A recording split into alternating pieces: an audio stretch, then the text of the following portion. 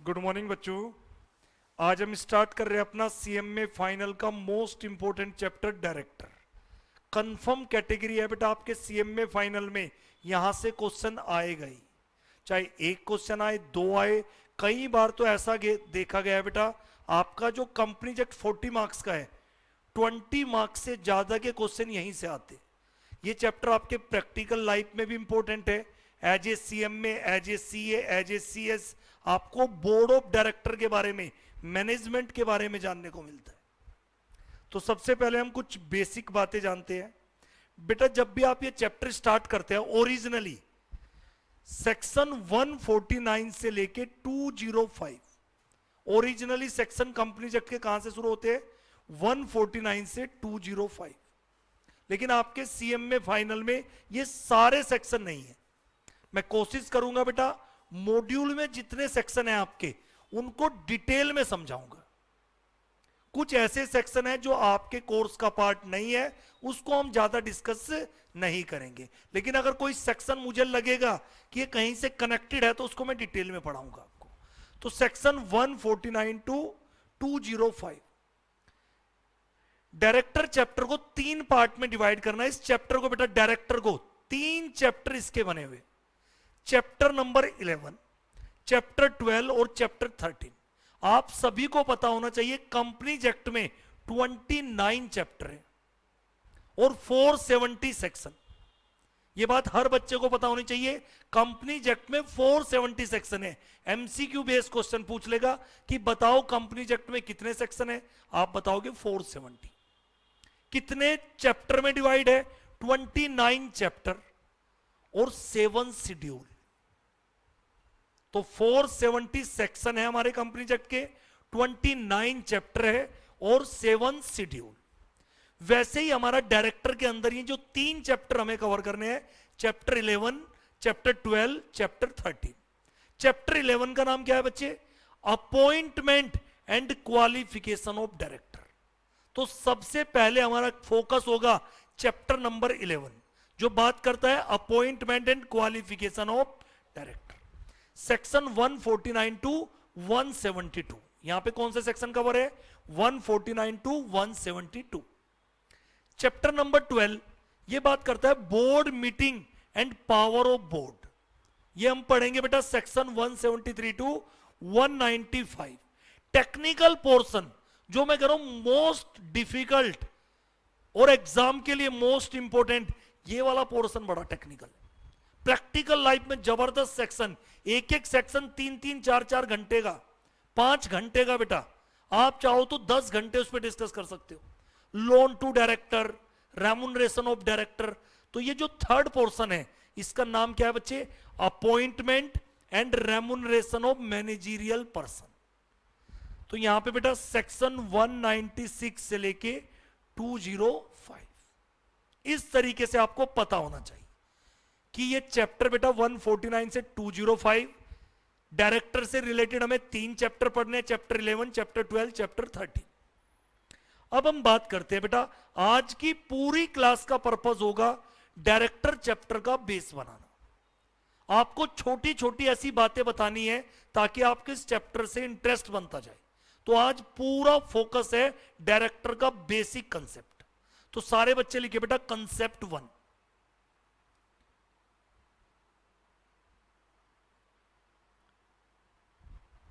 Concept 1, concept 1 में वहीं से स्टार्ट कर रहा हूं बच्चों, जो मुझसे इंटर में पढ़ा है वहीं से स्टार्ट कर रहा हूं, ताकि बच्चों को बेसिक, कुछ ऐसे भी बच्चे हैं बेटा जो सीएम में इंटर में कंपनी एक्ट पढ़ के ही नहीं आते, तो उनको ना बेसिक भी नहीं पता होता। तो मैं एकदम जीरो से स्टार्ट कर रहा हूं ताकि बच्चों को, फाइनल वालों को बहुत इजीली, मेरा स्टूडेंट है या कहीं से भी आप पढ़े हो, ताकि आपको इजीली ये चैप्टर समझ में आए। तो बेटा सबसे पहले लिखो, आप सभी को पता है कंपनी पे लगता है कंपनीज एक्ट। अगर आप कंपनी बनाते हो, आपके पास बहुत सारे ऑप्शन थे। आप पार्टनरशिप बना सकते थे, आप एलएलपी बना सकते हो, आप कंपनी बना सकते हो। अगर भारत में आपने कंपनी बनाई, 14 लाख से ज्यादा कंपनी रजिस्टर्ड है, प्राइवेट कंपनी, पब्लिक कंपनी मिला के, उन सभी कंपनी पे कंपनीज एक्ट 2013 लगता है। तो बच्चे आप सभी को पता है कंपनी पे क्या लगता है बेटा, अगर आप कंपनी बनाओगे, कंपनी किससे गवर्न होती है बच्चे, कंपनीज एक्ट 2013, कंपनी गवर्न होती है बच्चे कंपनीज एक्ट 2013।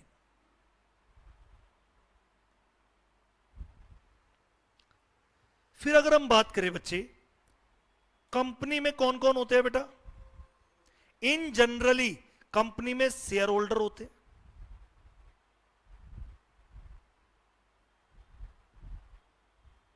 और कंपनी में कौन होते हैं बच्चे, बोर्ड ऑफ डायरेक्टर। जो शेयर होल्डर है बेटा वो कंपनी के मालिक होते हैं, और कंपनी को मैनेज कौन करते हैं बेटा, बोर्ड ऑफ डायरेक्टर। मैनेजमेंट किसके हाथ में होती है बच्चे, बोर्ड ऑफ डायरेक्टर। यानी जो कंपनी की अगर मैं बात करूं, जो कंपनी के ब्रेन होते हैं, आंख कंपनी की, जो कान है वो कौन है बेटा, बोर्ड ऑफ डायरेक्टर। लेकिन मालिक कौन होते हैं बेटा कंपनी के, शेयर होल्डर। मालिक कौन होते हैं कंपनी के, सर फिर जब शेयर होल्डर कंपनी के मालिक होते हैं तो कंपनी को खुद क्यों नहीं मैनेज कर लेते, वाई डायरेक्टर की जरूरत क्यों है, वाई नीड डायरेक्टर। क्वेश्चन ये भी तो आता है डायरेक्टर की क्या जरूरत है बच्चे, एक रीजन है। बड़ी कंपनी, आप एक एग्जांपल के तौर पे हम लिस्टेड कंपनी की बात करते हैं। लिस्टेड कंपनी का मतलब वो कंपनी जिनकी सिक्योरिटी कहां पे लिस्टेड है, स्टॉक एक्सचेंज। जैसे हम बात करते हैं रिलायंस कंपनी, सिंपल एग्जांपल से बात करेंगे क्योंकि नाम आपने सबने सुना है। रिलायंस कंपनी एक लिस्टेड पब्लिक कंपनी है बेटा। मैंने कहा शेयर होल्डर ओनर होते हैं, लेकिन ये जो शेयर होल्डर होते हैं बेटा, ये ना एक तो स्कैटर्ड होते हैं, बिखरे हुए होते हैं। रिलायंस कंपनी के शेयर होल्डर नॉर्थ के लोगों ने भी खरीदे होंगे, नॉर्थ के भी शेयर होल्डर है, साउथ के भी, ईस्ट के भी। दूसरा रीजन बेटा स्कैटर्ड तो होते हैं, और बड़ी कंपनियों में तो बेटा large number of share holder होते हैं।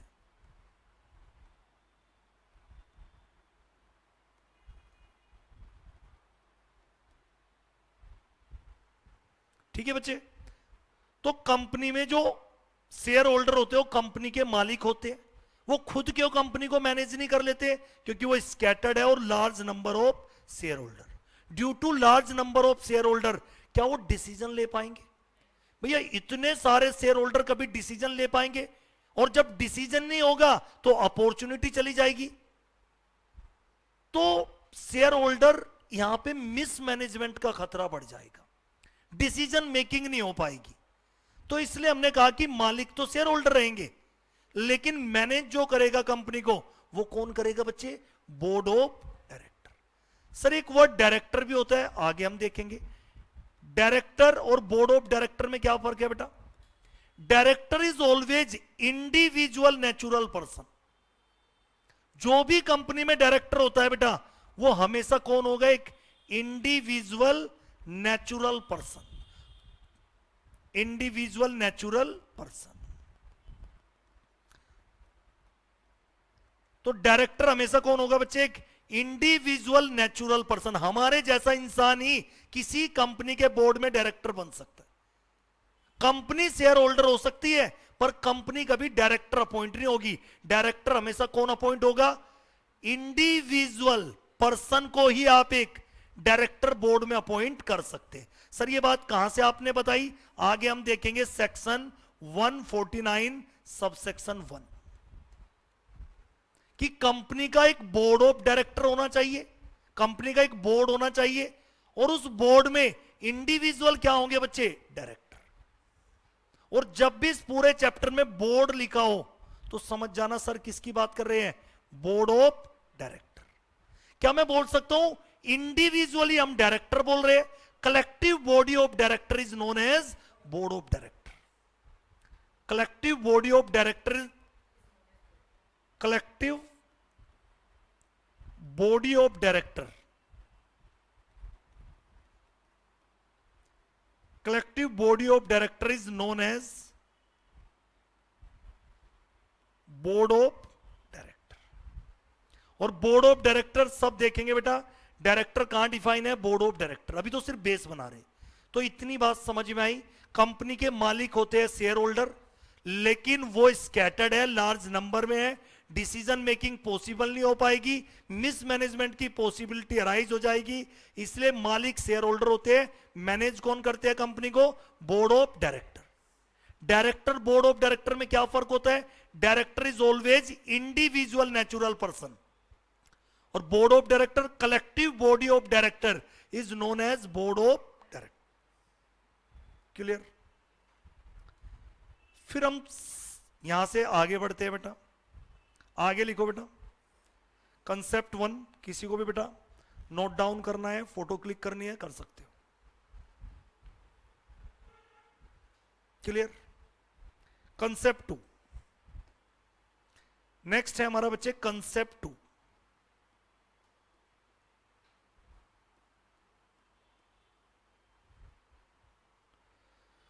अगर हम कंसेप्ट 2 की बात करें बेटा, हमारा जो कंपनीज एक्ट 2013 है, हमारी कंपनी पे कौन सा एक्ट लगता है बच्चों, कंपनीज एक्ट 2013। तो हमारे कंपनीज एक्ट 2013 ने कुछ पावर शेयर होल्डर को दी है, कुछ पावर बोर्ड ऑफ डायरेक्टर को। तो लिखो बेटा कंपनीज एक्ट 2013 के अंदर some power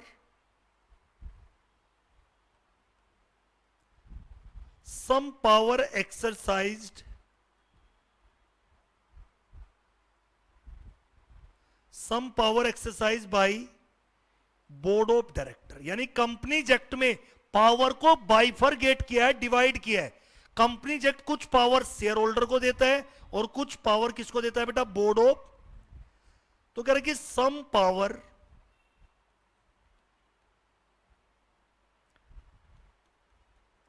power exercised by share holder. ये बात याद रहेगी बच्चे कि कंपनीज एक्ट में कुछ पावर किसको दी है, बोर्ड ऑफ डायरेक्टर को, और कुछ पावर शेयर होल्डर। इसका मतलब सर, यानी board of director companies act कुछ पावर देता है और बोर्ड ऑफ डायरेक्टर अपनी पावर हमेशा कहां एक्सरसाइज करेंगे, बोर्ड मीटिंग।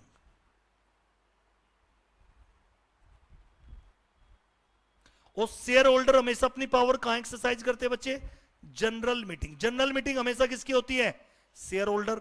और बोर्ड मीटिंग किसकी होती है, बोर्ड ऑफ डायरेक्टर। अब बोर्ड मीटिंग में बेटा आपको क्या पास करना पड़ेगा, बोर्ड रेजुलेशन। कुछ बच्चे बोल देते सर ऑर्डिनरी रेजुलेशन, नहीं बेटा, ORSR ordinary resolution, special resolution, ये जनरल मीटिंग के अंदर होते हैं। तो बोर्ड मीटिंग में क्या पास होता है बच्चे, बोर्ड रेजुलेशन। और जनरल मीटिंग में क्या पास होता है बेटा, ordinary resolution.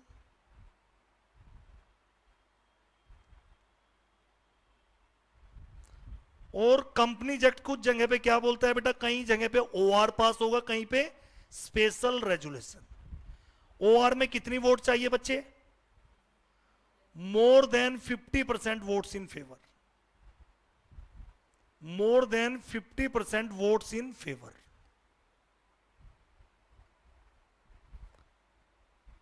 then such resolution will be passed. More than 50% votes in favor, then such resolution will be। SR में बच्चे कितनी वोट चाहिए, 75% और मोर वोट्स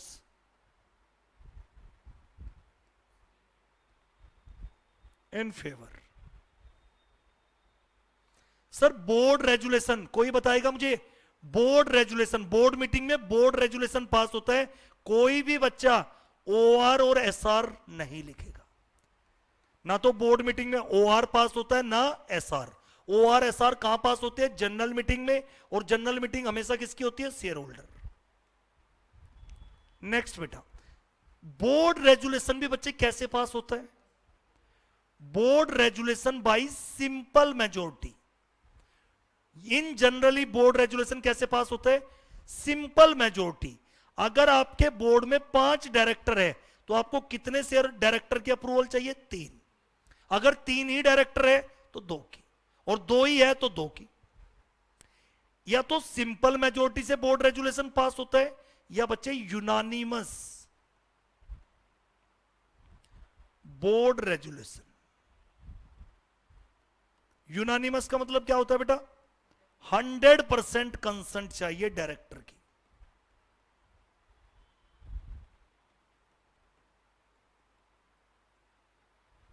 अभी बस आपके लिए नॉलेज के लिए बता देता हूं बेटा, चैप्टर अभी काफी टाइम लगेगा इसमें, तो आज मैं आपको एक बात क्लियर कर देता हूं।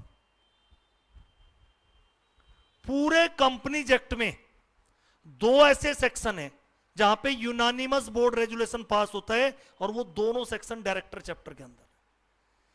वैसे तो एक बेटा इंटर में भी आता है ट्रस्टी में, लेकिन यहां पे अगर हम बात करें बेटा, बस ये दो सेक्शन सारे बच्चे याद कर लो। क्या होते हैं सेक्शन, अभी मैं डिस्कशन करने ही नहीं जा रहा हूं। जब इन सेक्शन पे मैं पहुंचूंगा बेटा, आपसे पूछूंगा कि मैंने पहली क्लास में आपको बताया था पूरे कंपनी एक्ट में दो ऐसे सेक्शन हैं जहां पे क्या पास होगा बोर्ड मीटिंग में, यूनानिमस बोर्ड रेजुलेशन। आप चाहो तो सिंपल याद करने के लिए लिख सकते हो, inter corporate loan, inter corporate loan guarantee investment. तो हम पढ़ेंगे बेटा आगे चल के, एक कंपनी दूसरी कंपनी को लोन दे रही है, या लोन के अगेंस्ट गारंटी या सिक्योरिटी प्रोवाइड करा रही है, या एक कंपनी दूसरी कंपनी में क्या कर रही है, इन्वेस्टमेंट। तो उसके लिए हमें यूनानिमस बोर्ड रेजुलेशन चाहिए, 100% बोर्ड ऑफ डायरेक्टर की कंसेंट चाहिए। एक पढ़ाऊंगा मैं बेटा अपॉइंटमेंट ऑफ एमडी, 203 में आपको क्या बताऊंगा बेटा, अपॉइंटमेंट ऑफ एमडी। एमडी का मतलब मैनेजिंग डायरेक्टर। तो इतना तो एक माइंड सेट हो गया कि एमसीक्यू में कभी पूछे दो ऐसे सेक्शन जहां पे यूनानिमस बोर्ड रेजुलेशन पास होगा। तो यहां से हमने क्या सीखा कंसेप्ट 2 से, कि कंपनीज एक्ट ने पावर को डिवाइड किया है। कुछ पावर शेयर होल्डर को दी, इसका मतलब कुछ काम शेयर होल्डर के अप्रूवल से होंगे। क्या जो काम शेयर होल्डर के अप्रूवल से होंगे बोर्ड ऑफ डायरेक्टर खुद से कर सकते हैं? नहीं, उसमें शेयर होल्डर की अप्रूवल लेनी, लेकिन कुछ power company act board of director को भी देता है, वहां पे आपको शेयर होल्डर की अप्रूवल तो लेनी नहीं। पर एक क्वेश्चन बेटा, क्या सर बोर्ड ऑफ डायरेक्टर जो चाहे कर सकते हैं? नहीं भाई, मैंने कहा बोर्ड की पावर तो है, लेकिन सब्जेक्ट टू, बोर्ड अपनी पावर एक्सरसाइज करेंगे, पर सब्जेक्ट टू किसको ध्यान में रखते हुए? सब्जेक्ट टू एमओए, एओए और कंपनीज एक्ट। ये एब्सोल्यूट पावर नहीं दी है बोर्ड को भाई, कि बोर्ड जो चाहे कर सकते हैं board of director. Board of director अपनी पावर एक्सरसाइज करेंगे जो उसने कंपनीज एक्ट ने दी, अकॉर्डिंग टू कंपनीज एक्ट। और किसको ध्यान में रखते हुए बच्चे? एमओए और एओए। हर कंपनी के दो डॉक्यूमेंट बनते हैं, मेमोरेंडम आर्टिकल। तो एओए क्या डिफाइन करता है? कंपनी के इंटरनल रूल्स एंड रेगुलेशन।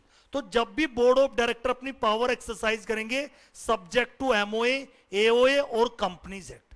तो कहने का मतलब बोर्ड की एब्सोल्यूट पावर नहीं है। पावर तो दी है कंपनीज एक्ट ने, पर कंपनीज एक्ट के प्रोविजन को ध्यान में रखते हुए। क्लियर बच्चे? 2 पे बेटा किसी को कुछ पूछना भाई? आगे बढ़े, एक बार देख लो बेटा, किसी का कुछ भी डाउट हो बेटा।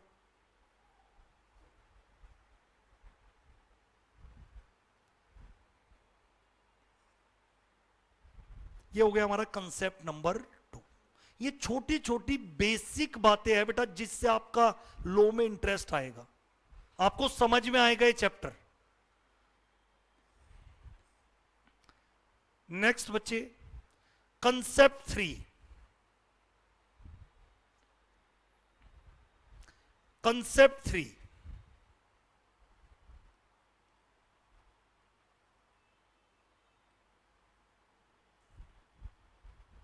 कोई आपसे पूछे बेटा legal position of, legal position of director. भाई डायरेक्टर की लीगल पोजीशन क्या है कंपनी में? आप सभी को पता है बेटा, लीगल पोजीशन ऑफ डायरेक्टर। तो मैं बोल सकता हूं बेटा डायरेक्टर की लीगल पोजीशन जो कंपनी में है, मैं कह रहा हूं कि डायरेक्टर का, एक तो बेटा डायरेक्टर कंपनी में क्या है, ट्रस्टी, और दूसरा बेटा एजेंट। सर प्रूव करके दिखाओ। अभी प्रूव करता हूं कि डायरेक्टर की लीगल पोजीशन कंपनी में क्या है बेटा। बेटा डायरेक्टर की फिड्यूशियरी रिलेशनशिप, यानी जो डायरेक्टर की कंपनी में पोजीशन है वो क्या है बेटा, एज ए ट्रस्टी और एज ए एजेंट। कैसे प्रूव करेंगे बेटा, पहले तो मुझे कंपनी के बारे में बताओ। कंपनी एक आर्टिफिशियल पर्सन होती है, company is an artificial legal person. बात सही है या नहीं? एक company is an artificial legal person. एक कंपनी अपनी प्रॉपर्टी अपने नाम पे होल्ड कर सकती। कंपनी की कैरेक्टरिस्टिक है, इंटर में भी आपको पढ़ाता हूं कि कंपनी एक आर्टिफिशियल लीगल पर्सन है। एक कंपनी क्या है बच्चे, artificial legal person in the eyes of law. मैंने कहा बेटा कंपनी अपनी प्रॉपर्टी अपने नाम पे होल्ड करती है, कंपनी अपने नाम से स्यू करती है। एक कंपनी अपने नाम से स्यू केस कर सकती है। कंपनी पे कोई केस करना चाहता है तो कंपनी के नाम से। कंपनी किसी थर्ड पार्टी के साथ कॉन्ट्रैक्ट एंटर कर सकती है, क्योंकि कॉन्ट्रैक्ट एक नेचुरल पर्सन भी कर सकता है और आर्टिफिशियल पर्सन भी कर सकता है। बात समझ में आई? और कंपनी में परपीचुअल सक्सेशन का भी कंसेप्ट होता है। किसी की डेथ से, इंसॉल्वेंसी से, किसी मेंबर की इंसैनिटी से, रिटायरमेंट से कंपनी की एग्जिस्टेंस पे फर्क नहीं पड़ता, क्योंकि कंपनी में कैरेक्टरिस्टिक होती है परपीचुअल सक्सेशन। मेंबर में कम, मेंबर में go, but company goes on for ever. Sir अब हमें प्रूव करके दिखाओ कि लीगल पोजीशन डायरेक्टर की क्या है, एज ए ट्रस्टी। हाँ बच्चे, अभी मैंने बताया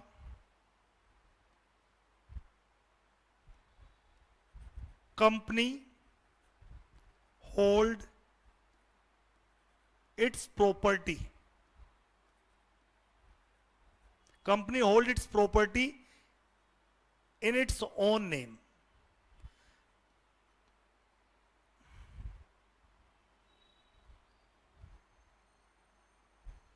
company hold it's property in its on name. लेकिन मुझे बताओ प्रॉपर्टी को मैनेज कौन करते हैं?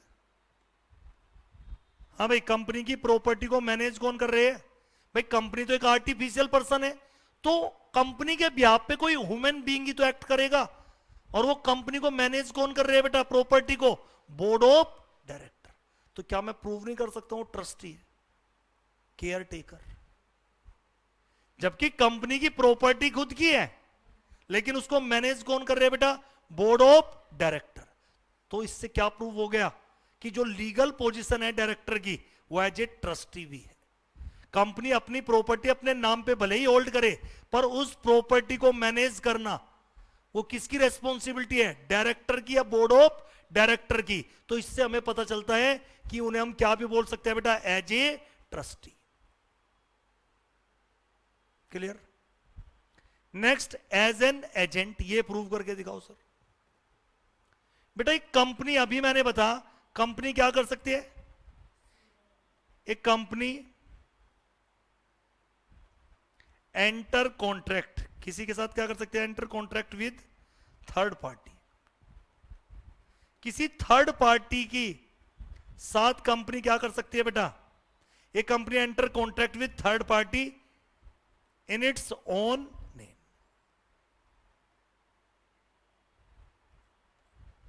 भैया कंपनी क्या कर सकती है? थर्ड पार्टी के साथ कॉन्ट्रैक्ट एंटर कर सकती है अपने नाम से, लेकिन कंपनी तो एक आर्टिफिशियल पर्सन है, तो कंपनी के ब्याह पे साइन कौन करेंगे?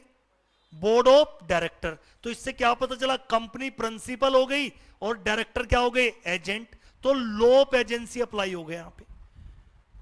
इंटर में याद है contract of agency. Contract of agency किसके बीच में होता है? Principal agent. तो यहां प्रिंसिपल कौन हो गया बच्चे? कंपनी। और एजेंट कौन हो गए? डायरेक्टर। बताओ मुझे बात समझ में आई या नहीं? है छोटा सा पॉइंट था, लीगल पोजीशन ऑफ डायरेक्टर। तो कोई आपसे पूछे, एमसीक्यू में क्वेश्चन पूछे, legal position of director, as a trustee director हो सकते और एज ए एजेंट, क्योंकि कंपनी अपनी प्रॉपर्टी भले ही अपने नाम पे होल्ड करे,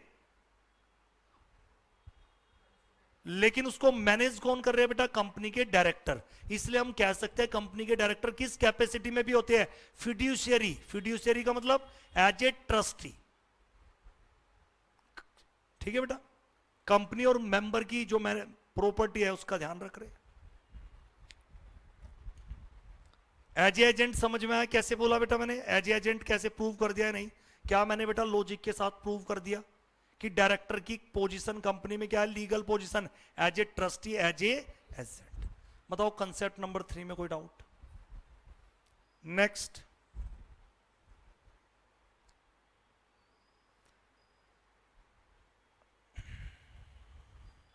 अब हम बात करते हैं बेटा कुछ बेसिक बातें बेटा, कुछ छोटी छोटी सी। पहले एक बार हम कुछ मीनिंग की बात करते हैं बेटा।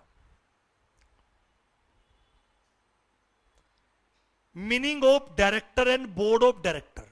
डायरेक्टर कहां डिफाइन है बच्चे? 2 क्लॉज 34। किसी भी एक्ट में सेक्शन 2 में होती है बच्चे डेफिनेशन। तो 2 क्लॉज 34 में डायरेक्टर की डेफिनेशन दे रखी है, और इतनी छोटी सी डेफिनेशन है बच्चे समझ नहीं पाते। Director means a director appointed to the board of company. मतलब डायरेक्टर हम किसे बोलेंगे भाई साहब? डायरेक्टर कौन होता है? जिसको बोर्ड में अपॉइंट किया गया है एज ए डायरेक्टर। मैं कह रहा हूं तुषार बंसल को बोर्ड में अपॉइंट किया गया है एज ए डायरेक्टर, तो आप डायरेक्टर हो। तुषार बंसल दुनिया को बताता है उस कंपनी का मैं डायरेक्टर हूं, उससे कोई फर्क नहीं पड़ता। यानी डायरेक्टर वो है जिसको बोर्ड में अपॉइंट किया गया है एज ए डायरेक्टर। हमने कहा मिस्टर एक्स हमारी कंपनी में बोर्ड ऑफ डायरेक्टर अपॉइंट हो रहे, तो फिर हम उसको क्या बोलेंगे? Director. Director, director means a director appointed to the board of company.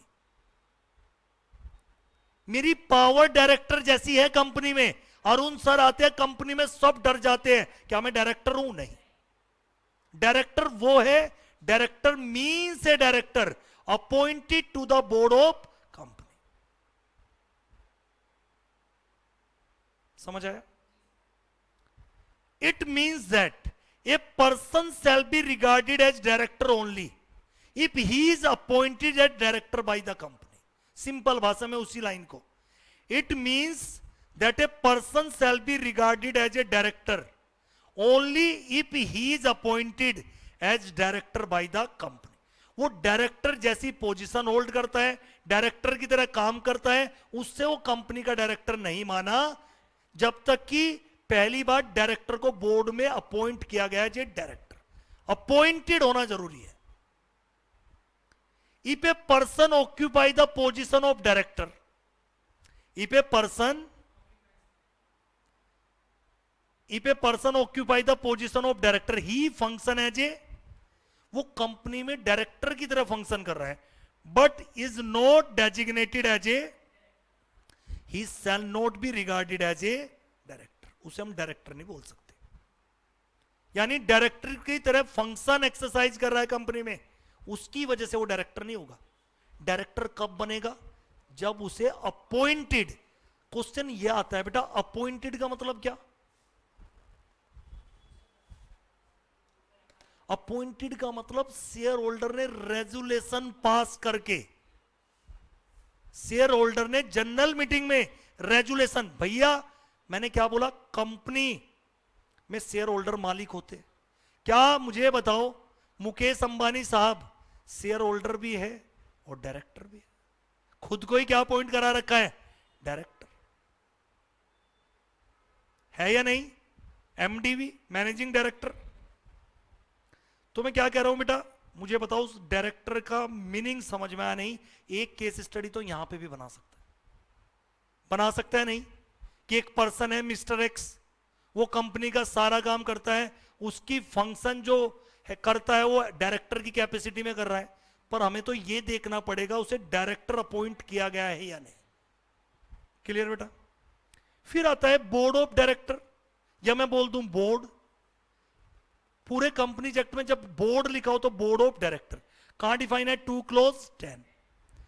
Board का मतलब in relation to company means collective body of director of the company. अरे इंडिविजुअली को हम डायरेक्टर बोलते हैं और collective body of director is known as board of director. हमारी company में 9 डायरेक्टर है, तुषार बंसल को हम बोले हमारी कंपनी का डायरेक्टर है इंडिविजुअल, दूसरे का प्रीचेकर ये हमारे डायरेक्टर साहब है, और कलेक्टिवली हम क्या बोल देते हैं? यह बोर्ड ऑफ डायरेक्टर। क्लियर? इसके बाद बेटा जो हम पढ़ेंगे, सर ड्यूटीज भी होती है इसकी कुछ, ये नहीं। अरे डायरेक्टर की कोई ड्यूटीज भी तो होती होगी, तो आज हमारा बेसिक कंसेप्ट है। तो सबसे पहले हम पढ़ते हैं डायरेक्टर की ड्यूटीज। पुराने कंपनी एक्ट में डायरेक्टर की ड्यूटीज ही नहीं थी, नए कंपनी एक्ट में सेक्शन आया है 166। मतलब हमें डायरेक्टर के बारे में सब कुछ पता था, बस ये नहीं पता था कि डायरेक्टर करता क्या है। आज हमारे पास सेक्शन 166 है, ड्यूटीज ऑफ डायरेक्टर। ये आपने इंटर में भी पढ़ा था और फाइनल में भी आपके मॉड्यूल में दे रखा है। हाँ बच्चे, फर्स्ट ड्यूटीज, ये director of company shall act. Act का मतलब डिसीजन, एक्शन। जो भी कंपनी का डायरेक्टर है वो एक्ट करेगा in accordance with article of the company. यानी जब भी कंपनी का डायरेक्टर एक्ट करेगा, किसके अकॉर्डिंग एक्ट करेगा? कंपनी के आर्टिकल ऑफ एसोसिएशन। और आर्टिकल ऑफ एसोसिएशन क्या डिफाइन करते हैं? Internal rules and regulation of company. तो पहली ड्यूटीज, जब भी कोई डायरेक्टर डिसीजन लेगा, एक्ट करेगा, तो किसके अकॉर्डिंग करेगा? अपने इंटरनल रूल्स एंड रेगुलेशन के अकॉर्डिंग, जो कहां डिफाइन होते हैं? Article of association. एक्ट, जब भी कोई डिसीजन एक्ट करेगा हमेशा गुड फेथ में करेगा, कंपनी के फायदे के लिए। हमेशा कंपनी के ऑब्जेक्ट को प्रमोट करेगा। जब भी कोई कंपनी इनकॉर्पोरेट होती है कि उसका कोई ना कोई ऑब्जेक्ट तो होता होगा, तो जो भी कंपनी का ऑब्जेक्ट है, जिस पर्पज के लिए कंपनी इनकॉर्पोरेट हुई है, उस ऑब्जेक्ट को प्रमोट करेगा। किसके बेनिफिट के लिए? कंपनी के मेंबर शेयर होल्डर, यही तो कंपनी के मालिक है। जो भी एक्ट करेगा best interest of the company, यानी डायरेक्टर का जो डिसीजन होगा, एक्ट होगा, कंपनी के इंटरेस्ट में होना चाहिए, कंपनी के एम्प्लॉय के इंटरेस्ट में होना चाहिए, शेयर होल्डर के इंटरेस्ट में होना चाहिए।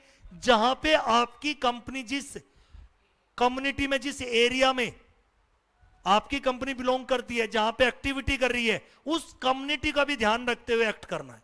यानी क्या मैं इसको बोल सकता हूं? Stake holder. बेटा पहले हमारा फोकस होता था share holder, now focus on stake holder. पहले हम शेयर होल्डर की वैल्यू एनहेंस करने की बात करते थे। Earlier focus was share holder, now focus on stake holder. Stake holder में क्या आता है बेटा? स्टेक होल्डर में वो सब लोग आ जाते हैं जो डायरेक्टली इनडायरेक्टली कंपनी से कनेक्टेड है। Consumer, employee, customer, government, trade union, ये सब कौन है? क्रेडिटर, ये सब कौन है बेटा? Stake holder.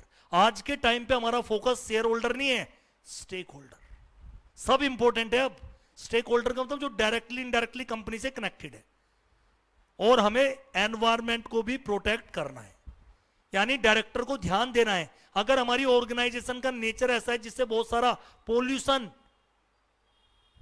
पोल्यूशन क्रिएट हो रहा है, तो हमें एनवायरमेंट का भी ध्यान रखना है। हमें वहां आसपास के एरिया में पेड़ लगाने चाहिए, डायरेक्टर को डिसीजन लेना चाहिए। To exercise his duty with due and reasonable care. जब भी तुम कोई डिसीजन ले रहे हो, तुम कितने शेयर होल्डर के बिहाफ पे कोई डिसीजन ले रहे हो, तो ड्यू एंड रीजनेबल केयर का मतलब वो सोच समझ के, पूरा एनालाइज करके, skill and intelligence, proper document check करके, सारे परमुटेशन कॉम्बिनेशन लगा के कि ये क्या मेरी कंपनी और मेरे स्टेक होल्डर के इंटरेस्ट में है या नहीं। ऐसे डिसीजन नहीं ले देना है, क्योंकि आपके डिसीजन से आपको तो नुकसान होगा ही, स्टेक होल्डर की भी को भी नुकसान होगा। अगर शेयर गिरेगा तो नुकसान होगा। तो कह रहा है कि जब भी अपनी ड्यूटी एक्सरसाइज करेंगे director with due and reasonable care. पहला क्या बोला? ड्यू एंड स्किल, अपनी स्किल का प्रयोग करोगे भैया। डेलिजेंस, डेलिजेंस का मतलब प्रॉपर चेकिंग। और टू एक्सरसाइज इंडिपेंडेंट जजमेंट। तुम हो कंपनी के डायरेक्टर, तो तुम्हें जजमेंट जो लेनी है इंडिपेंडेंट, ये नहीं अपनी वाइफ से पूछ के बताता हूं। अरे डायरेक्टर बोर्ड में आप हो तो बायस होके जजमेंट नहीं लेने, किसी से इन्फ्लुएंस होके आपको देखना है कि ये मेरा डिसीजन सही है या नहीं। तो आपकी जो जजमेंट होनी चाहिए डायरेक्टर की, वो क्या होनी चाहिए बेटा? Independent judgement. नेक्स्ट, डायरेक्टर कभी भी ऐसी सिचुएशन में इन्वॉल्व नहीं होगा जहां पे उसका पर्सनल इंटरेस्ट कॉन्फ्लिक्ट हो रहा है कंपनी के इंटरेस्ट के साथ। तो डायरेक्टर कभी भी ऐसी सिचुएशन में इन्वॉल्व नहीं होगा जहां पे डायरेक्टर का पर्सनल इंटरेस्ट कंपनी के इंटरेस्ट के साथ कॉन्फ्लिक्ट है। जैसे हमारी कंपनी के बोर्ड ऑफ डायरेक्टर को कोई डिसीजन लेना है कि हमारा सप्लायर कौन होना चाहिए। अब डायरेक्टर को कोई भाई सप्लायर है, तो कहीं ना कहीं डायरेक्टर का पर्सनल इंटरेस्ट है और उसे पता है कि वो अच्छा सप्लायर नहीं है। तो डायरेक्टर जब अपनी ड्यूटी निभाए, अगर उसका पर्सनल इंटरेस्ट और कंपनी का इंटरेस्ट कॉन्फ्लिक्ट हो रहा है, तो पहली प्रायोरिटी किस पे होनी चाहिए? Company interest.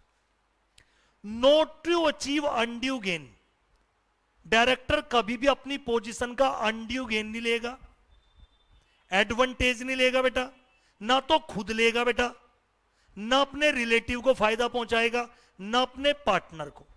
और अगर वो गिल्टी पाया गया तो जितना उसने अनड्यू गेन एडवांटेज लिया कंपनी पे, वो सारा कंपनी को रिफंड करना पड़ेगा। हो सकता है कल को इन्वेस्टिगेशन हो, उसमें आपका नाम आता है कि आपने इतने करोड़ का घोटाला किया था, तो आपको पैसा वापस करना पड़ेगा।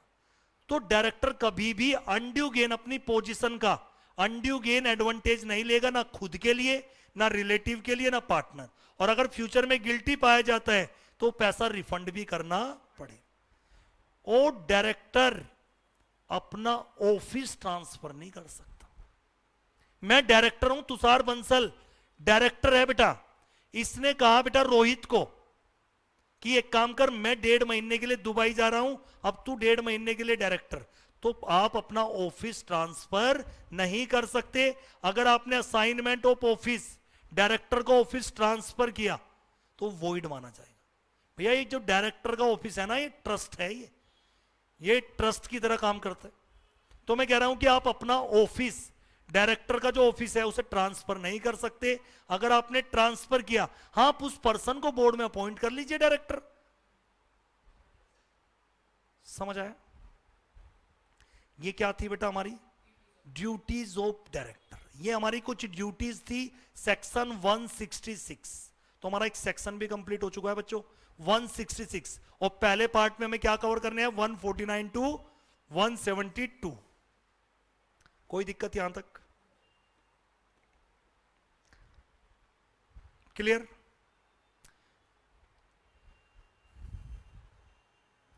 फिर हम बात करते हैं बेटा छोटी छोटी बातें।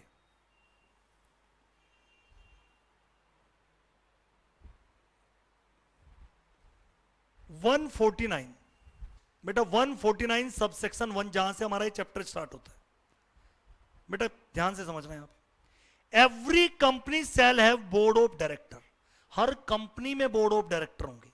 Every company shall have, company का क्या होना चाहिए? एक बोर्ड होना चाहिए, जिसमें इंडिविजुअल क्या होंगे? डायरेक्टर। तो यहां से हमें पता चलता है director is always individual natural person. तो every company shall have a board consisting, उसमें कौन होने चाहिए? Individual as a director. हर कंपनी का बोर्ड, every company shall have board, और उसमें इंडिविजुअल क्या होंगे? डायरेक्टर। फिर अगला क्वेश्चन आता है, sir minimum maximum number of director बताओ। मिनिमम डायरेक्टर कितने होते हैं? 1 पर्सन कंपनी में 1, प्राइवेट कंपनी में 2, पब्लिक कंपनी में 3, और मैक्सिमम ओपीसी में भी 15 हो सकते हैं, प्राइवेट कंपनी में भी 15 हो सकते हैं, और पब्लिक कंपनी में भी 15। तो 149 सबसेक्शन 1 हमें दो बातें बता चुका है। मिनिमम और मैक्सिमम नंबर ऑफ डायरेक्टर हमें कहां से पता चलता है? 149 सबसेक्शन 1। क्लियर? बात समझ में आई? और सेकंड अगर मैं बात करूं, सर क्या 15 से ज्यादा डायरेक्टर बोर्ड में अपॉइंट हो सकते हैं? इन जनरली मैक्सिमम डायरेक्टर तीनों कंपनी में कितने हो सकते हैं? 15। अगर कोई कंपनी अपने बोर्ड में 15 से ज्यादा डायरेक्टर रखना चाहती है, एक कंपनी में appoint more than 15 director after passing a special resolution in general meeting. अगर मेरी एक एक्स लिमिटेड कंपनी है, वो अपने बोर्ड में 17 डायरेक्टर रखना चाहती है, यानी 15 डायरेक्टर तक किसी की अप्रूवल लेने की जरूरत नहीं थी। लेकिन अगर बोर्ड में तुम्हें 17 डायरेक्टर रखने हैं, चाहे वो एक्स लिमिटेड हो चाहे एक्स प्राइवेट लिमिटेड, रख तो सकती है, लेकिन उसके लिए हमें शेयर होल्डर की क्या बुलानी पड़ेगी? हमें अपने शेयर होल्डर की क्या बुलानी पड़ेगी? General meeting. और उसमें क्या पास करना पड़ेगा? एसआर। और एसआर पास करना है, इसका मतलब कितनी वोट चाहिए शेयर होल्डर की? यानी 75% और मोर शेयर होल्डर की अप्रूवल चाहिए। तो क्या मैं बोल सकता हूं एक कंपनी एसआर पास करके 15 से ज्यादा डायरेक्टर अपने बोर्ड में रख सकते हैं, जितना चाहे। क्लियर बेटा? अब एक और बात याद रखना बेटा, भूल गए होंगे आप, कई बच्चों ने नाम मेरा MGT 14 ही रख दिया था बेटा। इंटर में मैं हर बार MGT 14 बोलता रहता हूं। पूरे कंपनीज एक्ट में जब भी एसआर पास होता है, पूरे कंपनीज एक्ट में सेक्शन 117 पता में क्या बोलता है?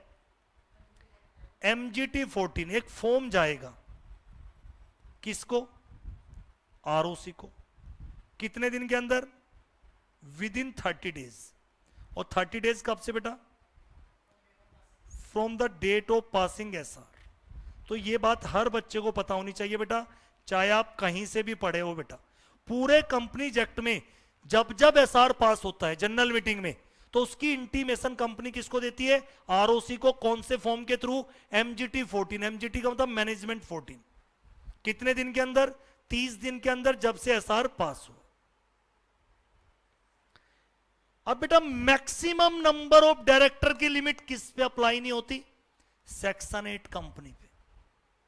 सेक्शन 8 कंपनी अपने बोर्ड में 25 डायरेक्टर भी रख सकती है विदाउट पासिंग एसआर। और ना गवर्नमेंट कंपनी पे मैक्सिमम नंबर ऑफ डायरेक्टर की लिमिट अप्लाई होती।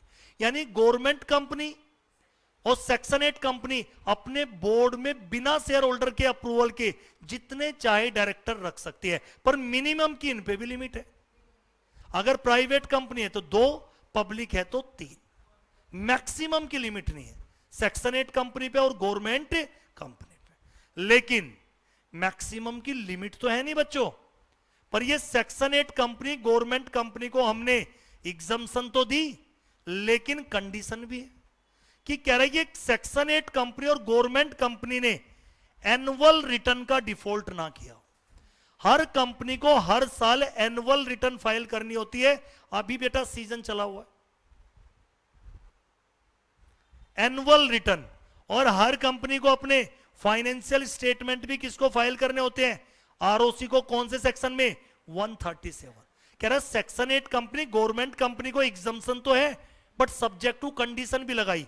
वो section 8 company government company defaulter company ना हो। सर डिफॉल्ट किस चीज का? Annual return.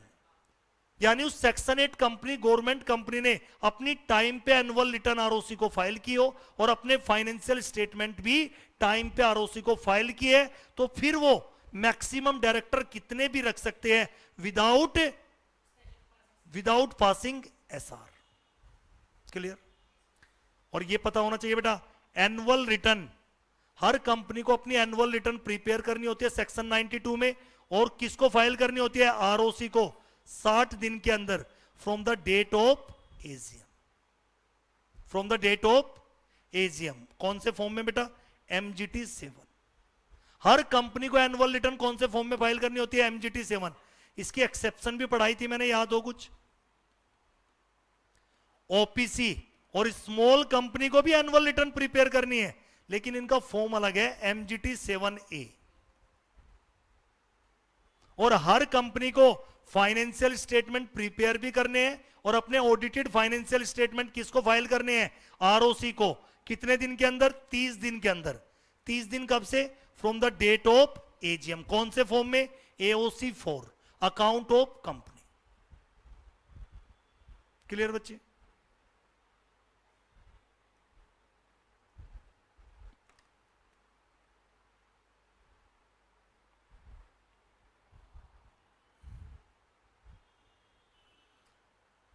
यहां तक किसी को डाउट? नेक्स्ट बच्चे, एक कंसेप्ट तो हो ही गए थे हमारे। एक छोटा सा बेटा आज का कंसेप्ट लिखो, basic legal requirement. Basic legal requirement,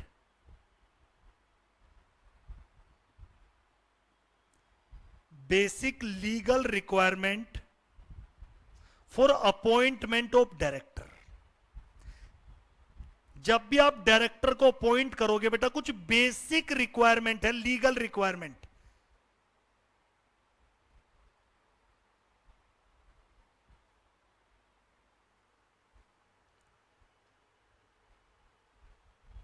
लिखो बेटा क्या है, पहली लिखो, ये इंपॉर्टेंट रूल है बेटा, हमेशा काम आएंगे। Save as otherwise provided in this act।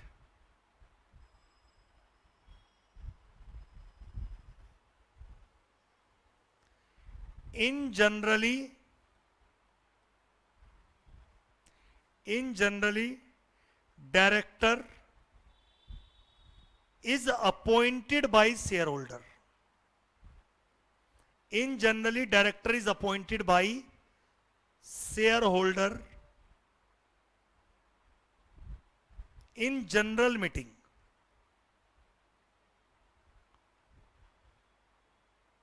by passing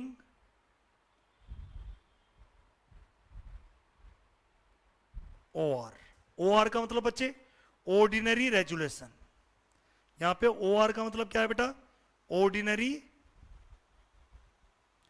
resolution. OR में कितनी वोट चाहिए? More than 50% votes in favour.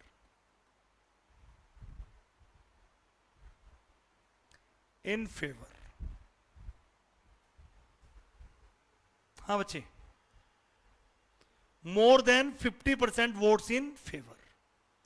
अब मैं क्या कह रहा हूं, मैंने पहली लाइन जबरदस्त लिखी थोड़ी, save as otherwise provided in this act. अगर कंपनीज एक्ट में कहीं मना कर रखा है तो बात अलग है। Otherwise generally director is appointed by share holder in general meeting by passing OR। जैसे कुछ एक्सेप्शन है कहीं पे, तो बेटा मैं आपको ऐसा भी दिखाऊंगा। लिखो जहां पे SR भी चाहिए, जैसे इंडिपेंडेंट डायरेक्टर। अगर आप इंडिपेंडेंट डायरेक्टर, आगे क्या होता है वो देखेंगे हम अगली क्लास में। इंडिपेंडेंट डायरेक्टर का रीअपॉइंटमेंट है, अपॉइंटमेंट नहीं भैया। तो उसके लिए क्या चाहिए बेटा? अपॉइंटमेंट के लिए तो उसके भी क्या चाहिए बेटा? अगर आप इंडिपेंडेंट डायरेक्टर को अपॉइंटमेंट करोगे तो उसके लिए भी जनरल मीटिंग में क्या चाहिए? OR। लेकिन रीअपॉइंटमेंट के लिए क्या लिखा हुआ है? SR। मैंने ये देखो, मैंने एक्सेप्शन भी बता दी कहां लिखी हुई है।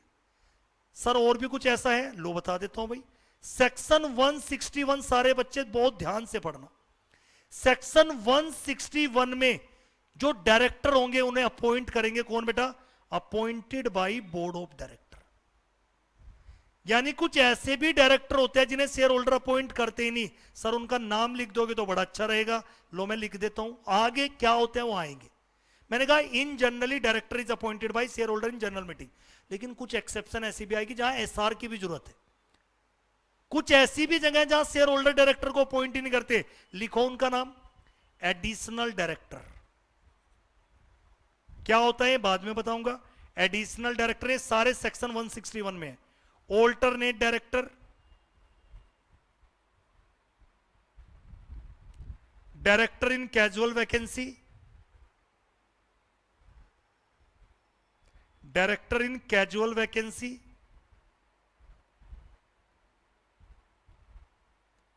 Nominee director. ये चारों डायरेक्टर बेटा आपको मैं कौन से सेक्शन में पढ़ाऊंगा? 161। इसीलिए तो पहली लाइन में लिखा था unless otherwise provided in this act. 161 जब सेक्शन आप पढ़ोगे आगे, तो ये चार डायरेक्टर को इन्हें कौन अपॉइंट करता है बेटा? Board of director. कहां पे? बोर्ड मीटिंग में BR पास करके। अब बताओ पहला पॉइंट क्लियर हो गया नहीं, बेसिक लीगल रिक्वायरमेंट। अब आपको कभी दिक्कत नहीं आएगी इस चैप्टर में अपॉइंटमेंट को लेके। इन generally OR pass. Second point लिखे भाई सारे बच्चे। डिन, दूसरी क्या रिक्वायरमेंट है बेटा? डिन is mandatory for director.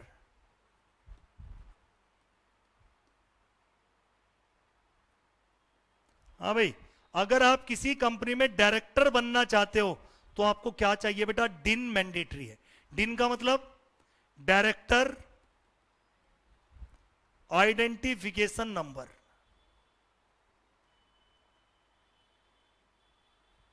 Director identification number. बेटा आप किसी कंपनी में डायरेक्टर बनना चाहते हो तो क्या जरूरी है? डिन इज मैंडेटरी। और डिन के मैं बेटा एक अलग से पूरा एक क्लास लूंगा, सेक्शन 153 से लेके, लिख लीजिए बेटा 159, कंपनीज एक्ट में 153 से लेके 159 के जो सेक्शन है बेटा, वो सारी किसकी बात करते हैं बेटा? डिन की। और अगर आपको डिन चाहिए बेटा तो डिन के दो तरीके हैं। अगर आपकी कोई नई कंपनी है, आप किसी नई कंपनी में डायरेक्टर बन रहे हैं बेटा, तो बेटा स्पाइस प्लस के थ्रू, आज के टाइम पे जो कंपनी इनकॉर्पोरेट होती है वो कौन से फॉर्म में होती है? Spice plus INC 32। तो यहां मैक्सिमम 3 डिन मिल सकते हैं। या दूसरा तरीका बेटा क्या है बेटा? DIR 3। एप्लीकेशन किस में लगा सकते हो डिन के लिए? DIR 3। हो सकता है आप किसी एग्जिस्टिंग कंपनी में डायरेक्टर बनने जा रहे हो तो वहां तो स्पाइस प्लस का यूज नहीं होगा। तो अगर एग्जिस्टिंग कंपनी है तो वहां DIR 3 में एप्लीकेशन लगा के डिन ले सकते हो। और अगर न्यू कंपनी है तो वहां पे बेटा नई कंपनी में क्या फैसिलिटी है कि स्पाइस प्लस INC 32, इसके अंदर भी मैक्सिमम 3 दिन की फैसिलिटी है, अवेल कर सकते हो इसी फॉर्म के अंदर। स्पाइस प्लस में डिफरेंट टाइप ऑफ फैसिलिटी है, PAN number, TAN number, GSTN number, employ provident fund registration number, ESIC registration, वो सारी फैसिलिटी इसी इसके अंदर है। क्लियर बच्चे?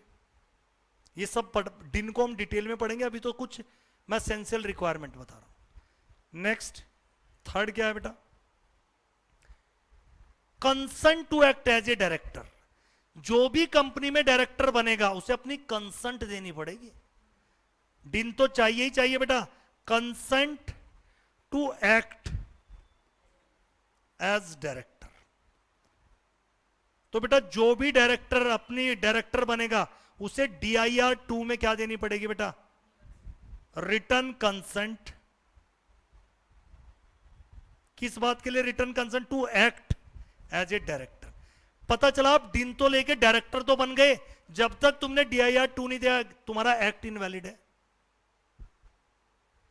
खाली डिन से डायरेक्टर बन गए पर बेटा एक्ट कब वैलिड माना जाएगा? जब आपने क्या दिया? अपनी रिटर्न कंसेंट कि हाँ मैं अपनी मर्जी से डायरेक्टर अपॉइंट हो रहा हूं। कौन से फॉर्म में?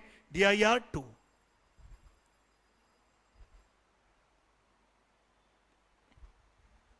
बात समझ में आई बेटा? क्लियर? तो ये कुछ असेंशियल रिक्वायरमेंट थी, छोटी सी बात है बेटा, फिर उसके बाद खत्म करते हैं अपनी क्लास।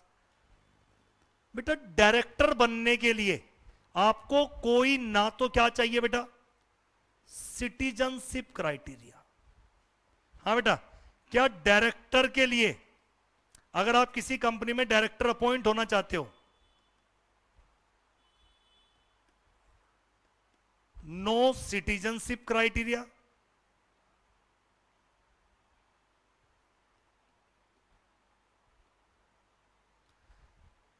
नो एजुकेशन क्वालिफिकेशन, ना एजुकेशन क्वालिफिकेशन चाहिए, ना कोई क्वालिफिकेशन शेयर चाहिए। ऐसे नहीं कि आपको कंपनी में इतने शेयर होल्ड करने पड़ेंगे तभी डायरेक्टर बनोगे। हो सकता है मैं डायरेक्टर हूं, शेयर होल्डर ना हूं, पर प्रैक्टिकली क्या देखते हैं बेटा? हम ही शेयर होल्डर है, हम ही डायरेक्टर है। क्वालिफिकेशन शेयर माइनर क्या नहीं बन सकता बेटा? माइनर को आप डायरेक्टर अपॉइंट नहीं कर सकते।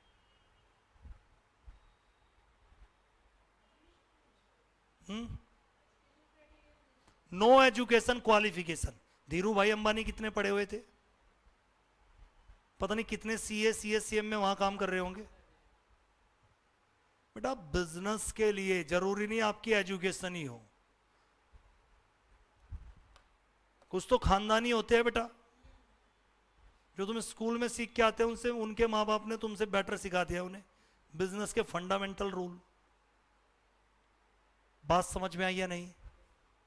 तो ये था हमारा आज का बेसिक लेक्चर, जिसमें मैंने आज कुछ नहीं बताया, सिर्फ डायरेक्टर की कुछ बेसिक बातें बताई। कल से हम बेटा 149 अगली क्लास में हमारा पहला सेक्शन होगा वुमेन डायरेक्टर और इंडिपेंडेंट डायरेक्टर, जिस पे मुझे 2 से 2.5 घंटा लगेगा एक ही लेक्चर पे, तब जाके आपका 149 कंप्लीट हो जाएगा। क्लियर?